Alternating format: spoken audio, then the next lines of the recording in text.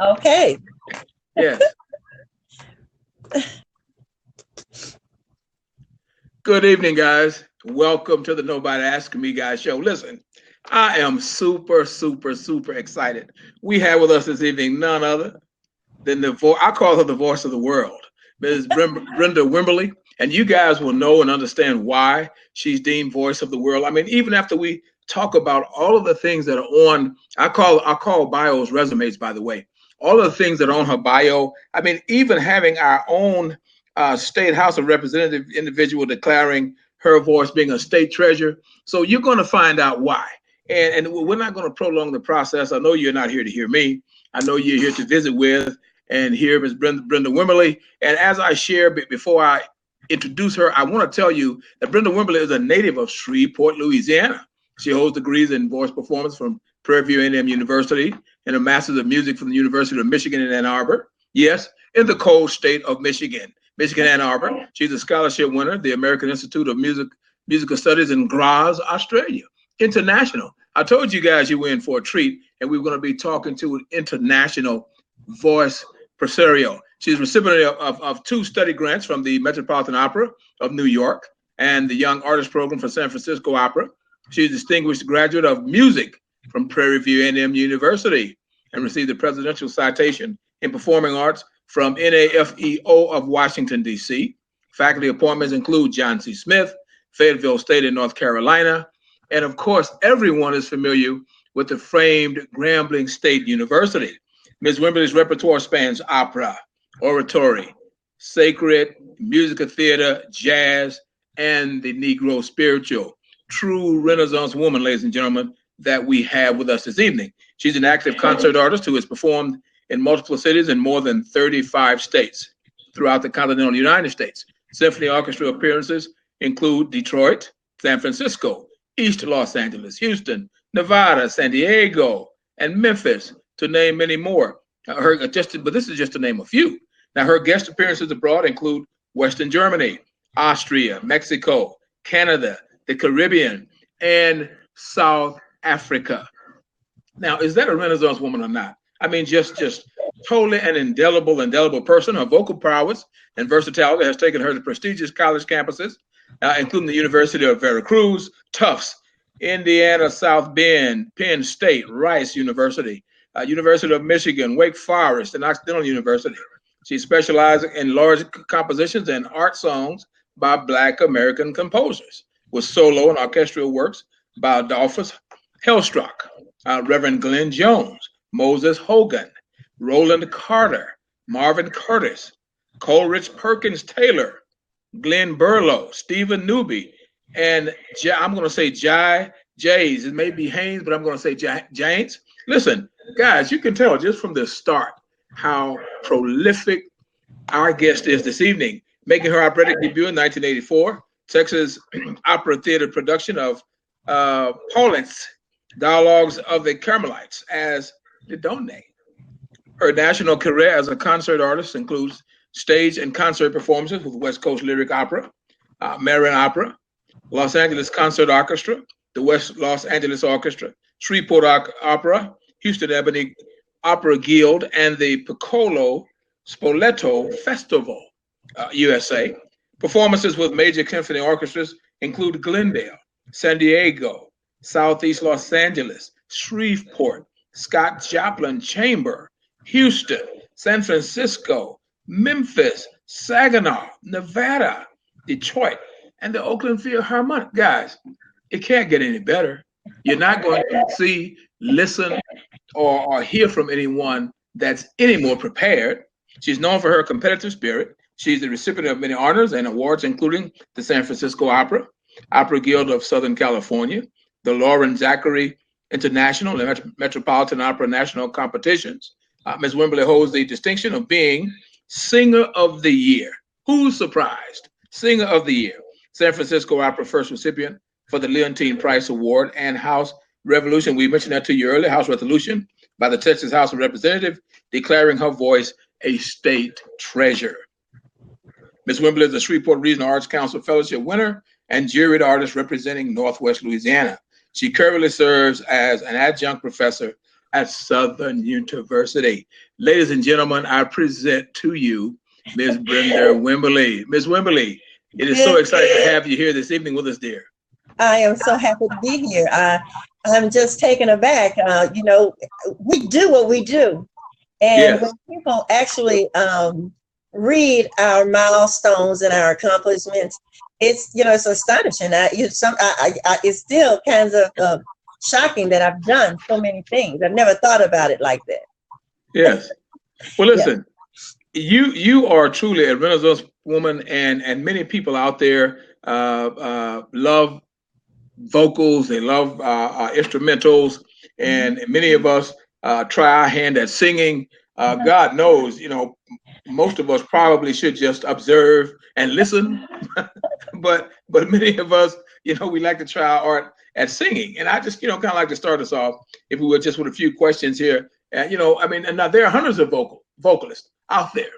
Yeah. However, many of them do not understand the difference between being in a music studio and having that music studio voice, as opposed to being a singer who can sing and capture audiences at any time. Will you kind of share with us the difference?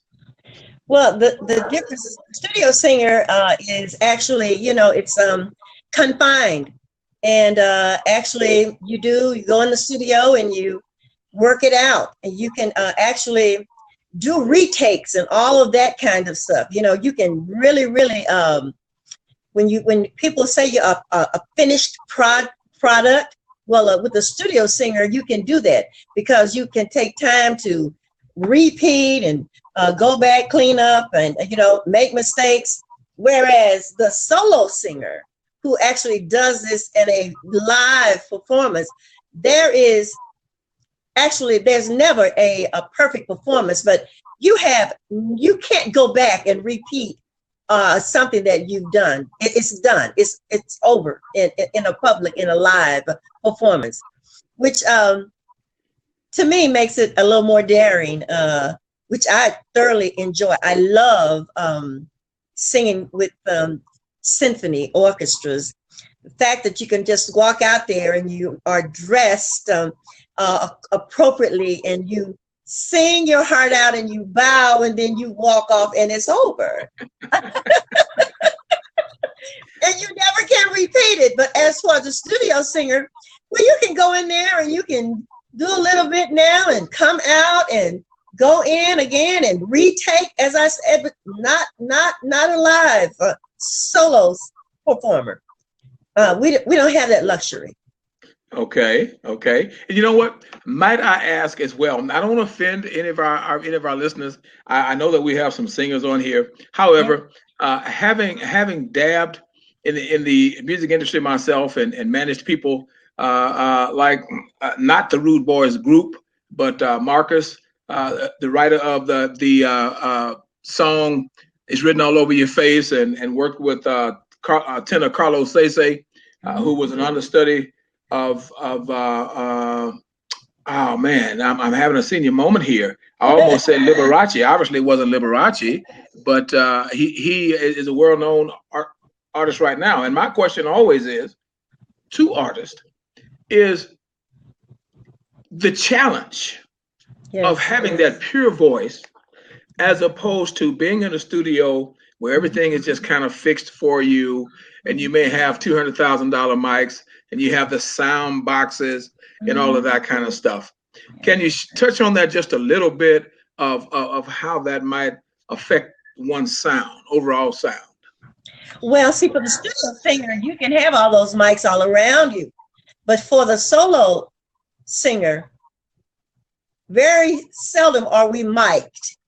We have learned a technique which we do call the bel canto technique, that our voice is to really soar above and through that orchestra that we are actually singing live in a live performance. Whereas in the studio, you have your mics and your balances and everything. Well, the solo performer doesn't have that. Yeah. And it makes it a little more difficult. If you think about it, it is a little more difficult to do a live performance than it Yeah. is to go into a studio where you Yeah. have all of those production that helps you to produce the sound, how to pull the sound out and and shorten it or what. We don't have that luxury Right. as a live performer. Right. That's the Well, listen. difference. Okay, listen. Allow me. My senior moment has returned, and Luciano Pavarotti is who I was Yes, trying to think of. yes, As Carlos Sace was understudy of his. So yes. we've been blessed to have been in the company of professional singers. But I tell you, none of them can surpass. I mean, they need to. Can I talk street terms? They need to Yes. hook up with you. Is what I mean, But that would be a beautiful union. here again, I've had some discussion about this because of the type of technique that I do use, which is the bel canto style. It's not that we want the singer to become an opera singer. We want them to have longevity and able to not only enunciate, pronunciate, but just to focus and to actually sing as far as you can sing and as long, and that healthy in a healthy way. So the kind of technique that I use, it's kind of difficulty. But I tell you, what I'm doing now, because I find myself, I am evolving, and as singers, as classical singers do, evolve into more mature singers. Those who sing, sing. Those who can't, they teach. But those who have the gift from God to actually sing, I find myself, because it is a true gift that I have, and I find myself not moving away. I will always sing classical music. I will never, ever slight myself of my classical training. But I find myself actually moving into my more familiar, which I have, in some ways, you might say, I've not really concentrated on, because I was very focused on becoming the next Leontine Price. Okay. I wanted to be the next foremost soprano in opera. And I actually had to shut out a lot of things, because here again, when you see a Pavarotti or a Leontine or a Kathleen Battle and walk out on stage, and what you see them do, it may seem simple, but it's not. It's not. It's very, very complicated. Opera is a very complicated genre of music, and that is why when I actually had my first routine of a concert as an opera singer was my experience at the San Francisco Opera Young Artist program. We were told that we were one of the 21 best singers in the country. Wow. That's how they fed our ego. And of that 21, there were only two Black Americans that was in that program. Myself and another, three, and two. I was the only female, African American female, and there were two African American male singers. But we were told that we were the 21 of the best singers. So, and with that, the routine of what I'm supposed to do, that really laid the foundation for me in that environment. And here again, and this is where you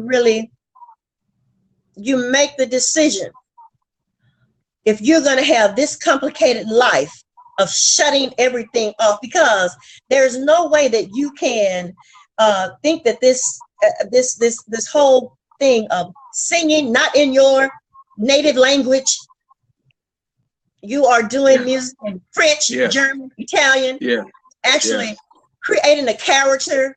And with that, you have to embody yourself. It takes a lot of discipline. It takes a lot of tenacity, and it takes a lot of shutting the world out. Okay. And so, but when you shut the world out and you learn what you're supposed to do, you want to relax and come back to some normalcy.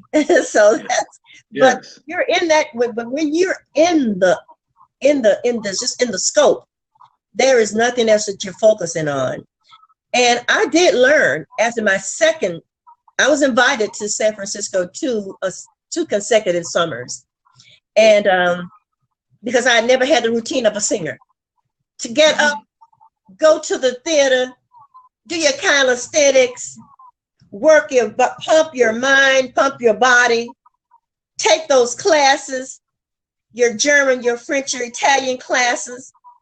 You do your stage deportment, you do your makeup, I had never experienced anything like that in my life, even at the University of Texas, where that's where I debuted with Texas Opera Theater, my first complete role of opera with the Dialogues of the Carmelites. And I was Le Doyen, the first one to have her head chopped off.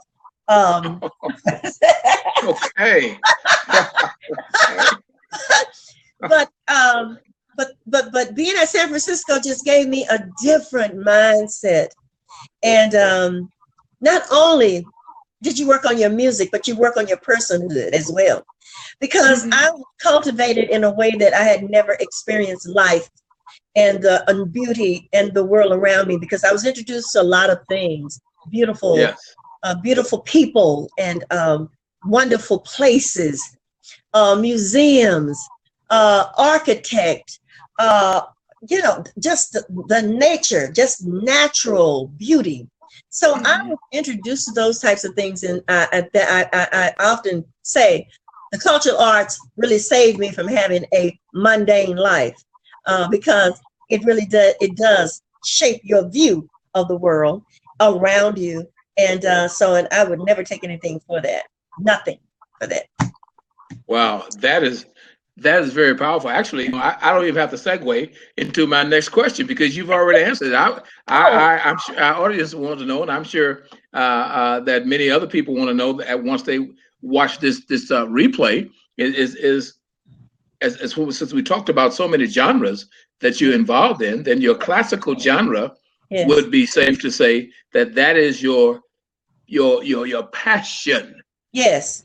With all of the talents that you possess with your vocals, but the classical is where your head is. Yes. But now I'm evolving, and I'm having the opportunity to go back to my familiar.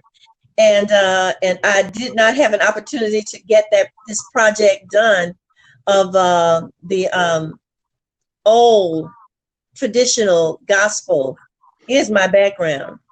And I never had an opportunity to really hone in on that the way that I did my classical music. And I'm giving myself permission to actually explore and to actually and give it. I have to give it away. I was just in the store. I'm one of these singers who will start singing anywhere. Okay. If the spirit hits me, I will sing. It can be in a public place. It could be in a restaurant. It could be in a service station. It could be, if the spirit hits me, I will do that. And just the day before yesterday, I was in a supermarket and conversation with a little old lady that talked to me. And so, and I just all of a sudden just started to sing one of my old hymns. And well, please feel free to sing anytime. It made my day, but it also made her day. Okay. And I did. Father, I stretch my hand to thee. No other help I know is thine. myself from thee. Tell me whether shall I need thee, oh, I need thee every hour. I need thee, oh, bless me now, my Savior. I come to thee. I just started singing that, and I just made her day, made my day. I felt better. And so, but I do those types of things all the time. That's fantastic. Thank you. That's fantastic. I really want to get, I really would love to complete that project of celebrated hymns. Okay. My interpretation of those hymns. I've never had the opportunity, and a lot of people believe these things actually are done by osmosis, but I have always had a benefactor in my life, and but because it's like I fell off the rail. I had a purpose for coming back to Shreveport. It wasn't because I just wanted to. There was a need. I came back to help take care of my father, who was terminally ill. And in that moment, in that time, in that 2-year span, I actually fell in love with my father all over again. Okay. I actually apologized to my father for some things that I had said in the past. So it was so healing and so wonderful. And I wouldn't take anything away from that, but it did take me from the routine in which I had already set up for myself. Okay. So, but and because of I'll share because of health issues, that is why I am still in Shreveport today. Okay. And but I'm making the best of those things. Although I have those health issues, the Lord has not taken my voice. I am using my voice. As a matter of fact, on tomorrow I go away. It's been a struggle to do it, but I'm going away. I've been invited to sing at the it's the National Association of Negro Musicians. Okay. We are celebrating 100 years of the most learned environment of serious music by Black American composers and artists. And I am so grateful to be one of those artists that have an opportunity to actually sing some of this music, invited to sing some of this music. And but I haven't met some of the composers. Okay. And I will have an opportunity, if God is good, I will have an opportunity to meet these composers, these very wonderful muted sounds of some of the most creative minds that have written this music. And I'm hoping that I will also have an opportunity to record more of music by Black American composers. Mm-hmm. It's very expensive. It's not, people think this thing is easy, but it's not. You have to have a financial support behind you. And yes, not only that, you have to value it. It's hard for, in this time now, everything is so disposable and everything is about entertainment. So some of the creative arts kind of get lost or in transition, or translation is lost in translation. And but I am a true believer that we are the creative pulse of this country, and that's everything. And believe it or not, as we sit here today, there's a new opera, an opera that's being created right today in Detroit for Marian Anderson, a tribute to Marian Anderson. So that means that there's opportunities for Black Americans to actually take this arena because it's a part of who we are. Historically, if we were to look at classical music, I know we don't have, it's kind of difficult because here again, we love entertainment, but if we would look historically at classical music, at opera, some of the most noted operas that's written today by European composers of German, Italian descent is about us. Yes. They had a wonderful fascination. Aida would not have been written if Verdi did not have a passion. La Africaine would not be written if Verdi did not have a passion for the Black man. Wow. What a history lesson. What a history lesson we're getting. It's amazing. So we were in mind even in the 17th and 18th century. So bringing it forward and being that we are in America and there should be some other things. We should make Porgy and Bess not a controversial. We want to make it controversial. It's not. It is what it is. It's American opera. And so hopefully it would be shared all over this country the way that it is shared all over the world. Porgy and Bess is one of the Porgy and Bess. I don't know, but it is written by Gershwin. But he has written in his estate that this will always be done by Black Americans.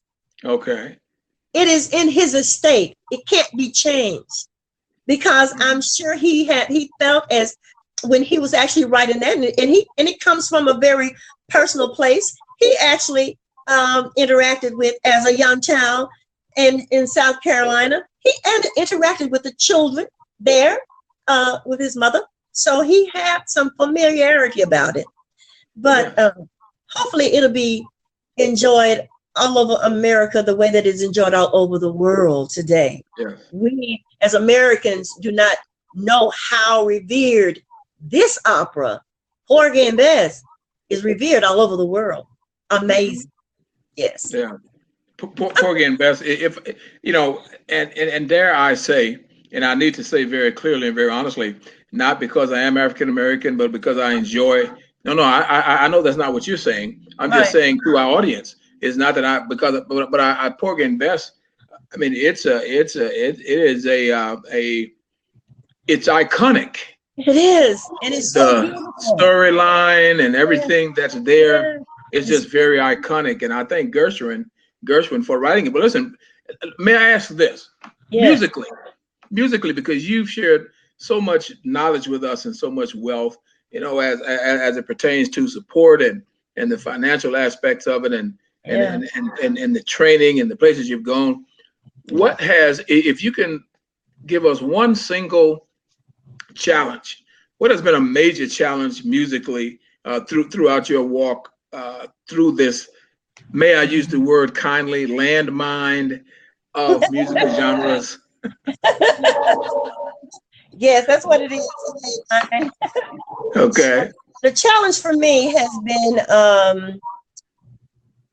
having enough financial support to do the projects. Yes. The majority of I've not really felt the fruits of my labor yet. It's like I'm still a dit. Let me tell you what that is. What's it? I'm a diva in training. Okay. I want to get out of that. I want to be able to experience the gratifications of my hard work and all of my training and all of my discipline that I've brought to this genre of music that we call opera. And I am not an opera singer. I do sing opera, but I am a concert artist. Yes. I am a concert. Matter of fact, the only thing that's different from a concert artist and an operatic artists is that there's no scenery, costumes. The only thing is I come out in my beautiful gowns. I walk out on stage with the symphony, do what I do, bow, and walk off. And so I made. I did find out. I did find out as I matriculated through the Young Artist Program at San Francisco that the concert artist was going to be my way as I present this. Yes, and so that's how it's been for the last 25 years. Mm-hmm. But it's a struggle all the way. But I would not take anything for it. I'm not in it for money. I've not made any money. I made a little money. But one thing I have been blessed with, my life has been enriched. I have met some of the most wonderful people around the world, and I have benefited from that. And to have a benefactor or sponsor, because what I do never gets old. The thing about it is you must keep evolving. And so that's exactly what I'm at, another phase in my life that I want to challenge myself, and I want to, I really want to do it. Okay. Would I be too greedy to ask you if you're comfortable giving us a little piece of some of that professional verse? I mean, you have given us some beautiful, beautiful, beautiful gospel. And I was just wondering. Okay. I'll give you a little bit.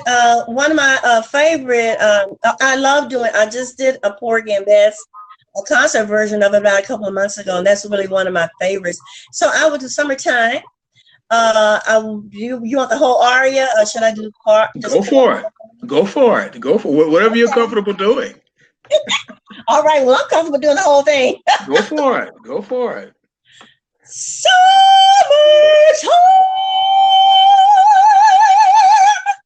And the living is easy. Wow. Fish are jumping, and the cotton is high. Oh, your daddy is rich, and your mind's good looking. So hush, little baby, don't you cry. All these mornings, you're gonna rise up singing. Wow. And you'll spread your wings, and you'll take to the sky. But till the morning, there's nothing can harm you.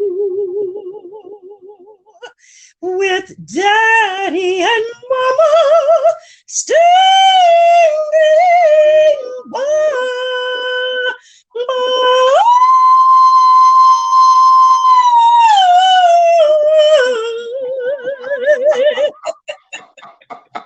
Wow. Wow.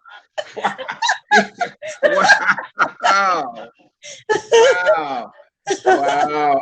On my other monitors, just hand claps are going everywhere and hearts are going everywhere.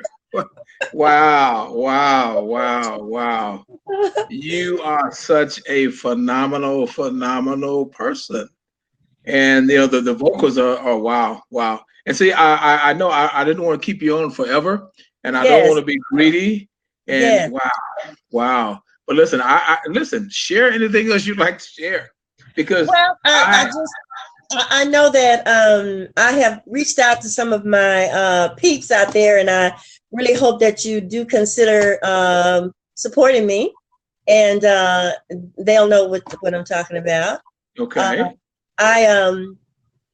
I know that next year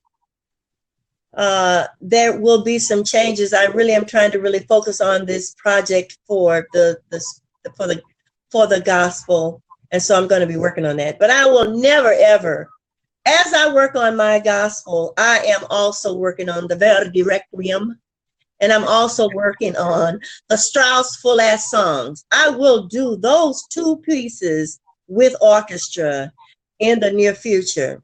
And I never have stopped working on the one role that I would love to do. If Marian Anderson could step out on the stage at 55 and do her very first role in America, celebrated artist in the world, in Europe and all over the place, and she did that at 55, well, then that tells me that Brenda Wembley can do Aida in the future. Absolutely. Yes. Absolutely. Absolutely. So I just want to thank you for allowing me to share myself, and to also to send this out into the universe. Yes. This is new for me, and I hope that I can do something like this again. I know that if those people, if I have some New York peeps on, I have just been given a wonderful opportunity to do a documentary. They're using my voice of the aria Vicidate from Tosca in a documentary for about 6 contemporary artists. And so my voice you will be hearing in that documentary. So I'm very honored. I'm very honored. I'm very blessed. I can't wait until it comes out so I can share with that. But that's coming out in the near future. Never here again. I've never had that opportunity before. So yes. Listen, the honor and the privilege is ours. okay. You are just phenomenal. And as you were sharing and talking about the auras that you'll be doing, etc. You know, I'm just sitting here, my head is spinning because I'm trying to contact mentally with what you're sharing. Yes. And you know, to have an artist of your caliber to agree to sit down with us and talk for a few minutes is, you know, people like to talk about commercials and things being priceless. This is truly, truly priceless, and you are so much appreciated. Well, So thank you much appreciated. for having me. Thank you for having me, Bob. If we have, and I know that we will have individuals that want, can they, you have an address where they may be able to email you, or a website or something they may be able to contact? Would you share that with us, please? They can contact me at my email, and it's my first and last name, which is Brenda, Brenda, Wimberly, Wimberly, the number 1 at Gmail. Okay. And I am on Facebook. Okay. I'm putting in this. Okay. Okay. And you're on Facebook as well. Well, listen, it has certainly been a pleasure. I don't know any other way to express it, because you have made this thing so easy. And as far as people asking questions are out the window. I mean, you know, you are a performance. Just being able to speak with you and having you share with us, and having you just be very open and bringing pleasure to this entire process of the Nobody Asked Me guy. I am certainly honored and certainly privileged to have you here. And as far as being back, we're just going to extend an open invitation right here on air. Great. Yes. And if you can have those questions the next time, I'll be able to answer questions that some of our listening audiences have for me. If I can answer them, I will. And I would like to. I'd like to leave. Are we leaving now? No, not until you finish. Oh, okay. Listen, this is your platform. Oh, okay. We're not leaving until you finish. Okay. Well, I was actually I did a class on Sunday, and because I have I've been struggling with some things, but in Mark from the other Bible, I went to Mark 11:24, and therefore I tell you, whatever you ask for in prayer, believe that you will have received it, and it will be yours. And that is what I take with me from every day. And it may not seem like it's going to happen, but it's going to happen. It's not happening in my time, because right now I think I should by now have my my first, no, not my first, many of my $20,000 performances. Okay. Okay. They are coming, and they are coming soon. Because I think I should have those by now, but it's not mine yet. If I haven't enjoyed it on the front end, I'm going to enjoy it on the back end. I'm going to believe that, that it's going to be on the back end, since it wasn't on the front end. And let me just tell you this too, Reb. I stand on the shoulders of giants, because my parents, I must give my parents their props, because I am that I'm that middle child, the one that's misunderstood. Always wanting to have attention and can't get it. But I've always been that oddball, but they never discouraged me in anything. I was introduced to the symphony in the third grade. We had a field trip. We went to see Peter and the Wolf, and so they introduced all of the instruments of the orchestra. And this young lady stood and started playing the violin, and I mean, she was just moving her hands, and I was fascinated with that. And that was third grade. In sixth grade, when we transferred to Eden Gardens Junior High School, I'm dating myself now. That's okay. Junior Senior High, Mrs. Johnson was the orchestra teacher. And so anyone who wanted to try orchestra, you could. And I wanted to play the instrument. And so I asked my parents if I could, and they said yes. So I brought that instrument home, and I'm practicing, and my mom and dad would not say anything to me.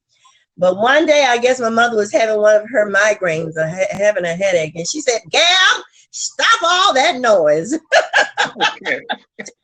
But I was always encouraged to just whatever I felt creative. I'm a creative being. And so I was in the orchestra from the 6th grade to the 11th grade. Okay. And so the whole idea of music and art and the importance of it, for our children's sake, that's another program on music and advocacy. But it's very important, and we must realize in our community of how we have to address that creative energy that's not being tapped.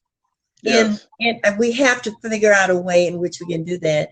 And but I would love to think that after 25 so years, there's another little Brenda Wimberly. And there is, because Marsha Thompson, who is a very fabulous soprano, who's now in New York and a graduate of Bird High, but wonderful embodiment of sound. She is just taking her place in the classical world. But we need more of that. We know we're more than entertainers. Yes, we are the keepers of our culture, and that's all of the arts. That's all of the creative arts. So and classical music, which is in a lot of circles, jazz is America's classical music.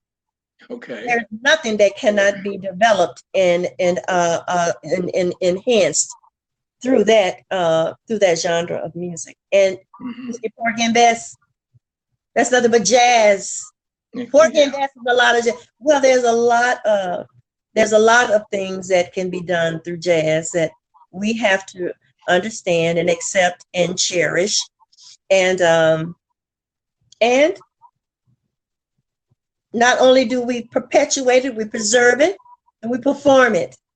So I'm just hoping I'm very hopeful that that it will become a time where we can have the whole tapestry of what we in music in art, in dance, in pause. So all of those things that we can have a platform for all of that. I'm hopeful for that. Yes, it's very much needed, and it obviously you've already stated it all. You know, there's so much talent and so many things to be done, and so Yes. many people have so much talent, and you know, it's a great thing. Well, listen, it's been great. It's been wonderful. You know, if I could think of more adjectives and adverbs and all of those things to describe how exciting this particular segment has been, just to have you on, Diva Brenda Wimberly. I'm the Because dit. I'm the dit. I'm Diva in training. I'm still you're training. Diva in training,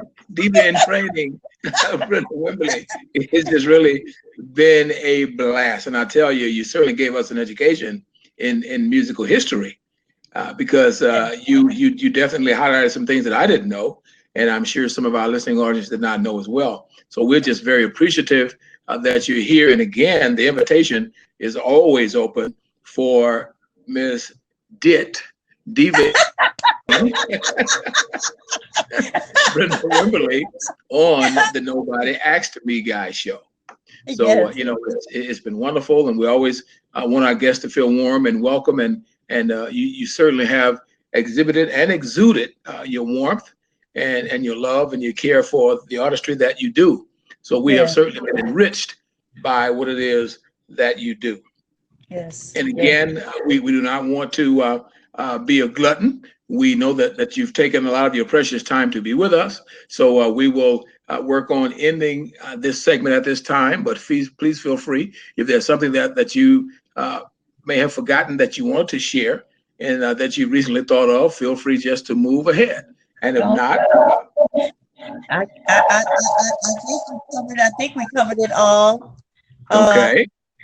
I just am very hopeful for the future as I begin to evolve into other genres, and be looking for I have 3 pieces that I've created for a special project that's all with African drum, and hopefully I can come on and share those, and you can. Yes.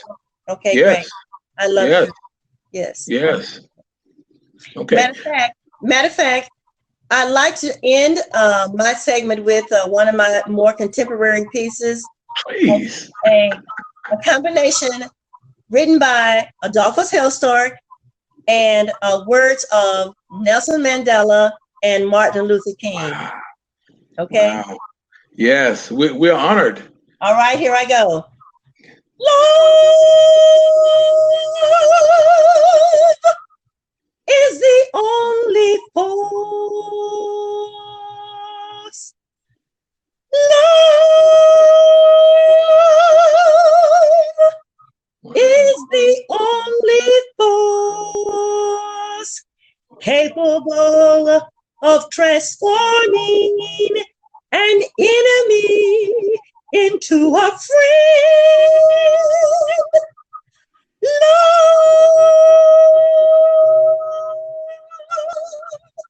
Wow. People can learn to hate. If people can learn to hate, then people can be taught to love. Wow. People Wow. can be taught to love. Wow. Wow. Bravo. Bravo. Fabulous. Fabulous. Fabulous. Wow, man. What a great way to end.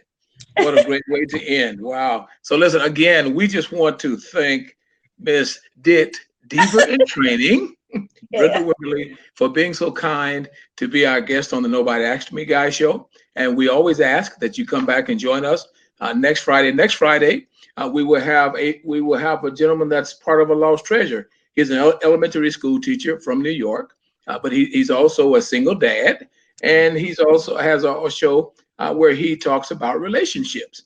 And he'll be on tomorrow, Friday night. I'm sorry, a week from tonight. His name is Andre Harrison, and he'll be with us at 7 p.m. So please join us. Now, following Andre Harrison, the following week, we're going to have Dr. Mom. Yes, she is a pediatrician. She has a show called Dr. Mom, and she'll be on answering any questions that you have and talking about her expertise. And I'm saying she because right now my monitor is not sure her name, and I'm really embarrassed. But so I'm being honest. I'm really embarrassed right now. But Yes. Dr. Mom will be with us 2 weeks from tonight. So with that, guys, it's been great. I am the Nobody Asked Me guy from the Nobody Asked Me guy show. You can contact me at abrighterfuture91@gmail.com. If you feel so inclined, please go to our website at www.dyingonmyfeet.com. And we'd also like to encourage you as well, if you are avid readers or if you're not avid readers, you see in the background several books that I've written. And our latest book is called Mothers and Their Men, an introspective look at mothers rearing their sons. There's nobody in the country having a conversation written from a perspective of moms. So you guys need to get that book. You can get it from Barnes and Nobles, or you can go to my website and get it from yours truly. Listen, it's been great. We really appreciate everybody being here. It's been a fantastic, fantastic night. Keep your ears open for the DIT, our Diva in Training, Beverly Brenda. Wimber. Brenda. Yes. Brenda. Brenda. Did I say Beverly? Yes. See, I got so excited, I'm mispronouncing your name. That's all right. I will answer. Okay. So, guys, listen, it's been great. So, we're so happy that you're here. Yes. Ms. Wimberly, have a blessed and wonderful evening. And you too. You too. Thank you again for inviting me. The pleasure is all ours. Have a blessed day. You too. Bye-bye.